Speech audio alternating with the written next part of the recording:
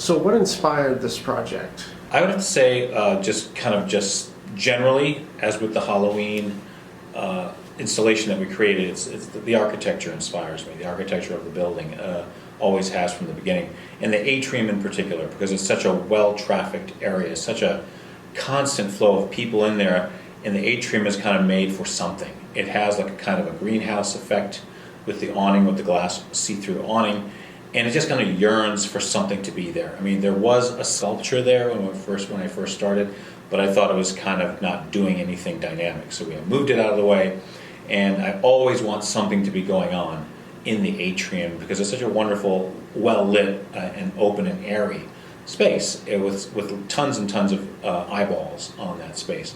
There's more of a just kind of feeling of stress in general. I think we all know this right now in the world. And so there's an emphasis on student well-being in colleges these days. So I knew that, and I heard that, and both something crazy and wild and grotesque, like the Halloween thing, is a way of relieving stress and creating well-being, but so is something on the opposite spectrum, which is coziness, intimacy. You know, when you and I were discussing the atrium, you had mentioned to me this concept, I think it's a Scandinavian concept called hygge, which is about coziness, community well-being, getting together with folks during those bleak hours of the winter when it's very dark out, and just kind of getting together and having fun with your friends, partners, your family. And so I wanted to promote that. I wanted to get that same feeling in the library. And we already had a fireplace there from the Halloween installation.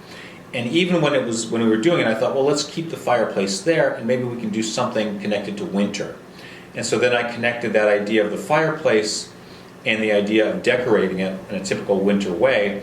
But then I thought, well, let's make it even cozier and incorporate the idea of reading, because we are a library, and I did find out that reading actually does reduce your stress and does promote wellness and well-being.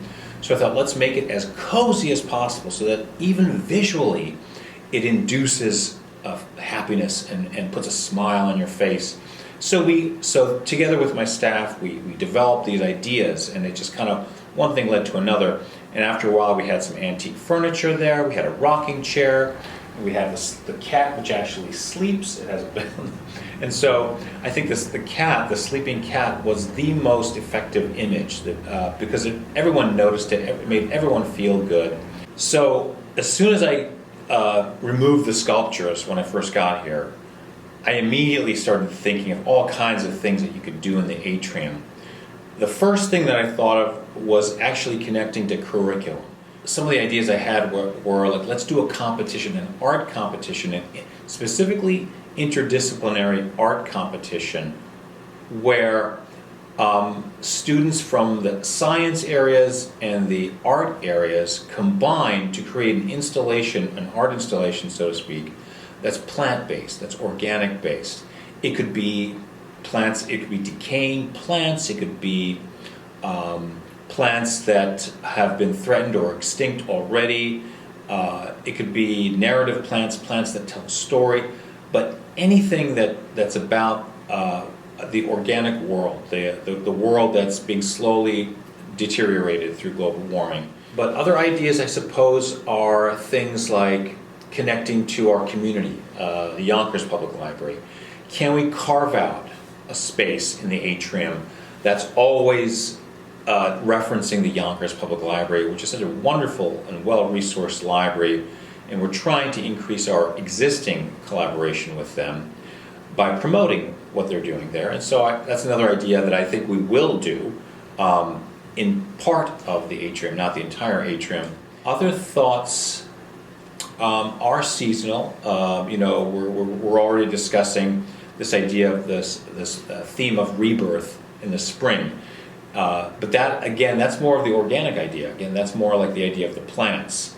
So luckily we did hire a new staff member, Salem Hunter, from Sarah Lawrence, an alum of Sarah Lawrence, and they actually studied sculpture, art, as well as science, biology, and plants.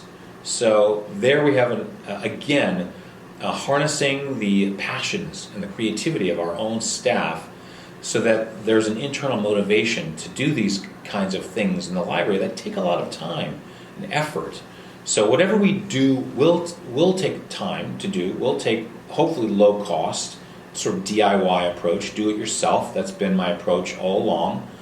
And hopefully we'll come up with something really fabulous and fascinating that puts a smile on people's faces or puts a thought in their head about something important that's going on in the world.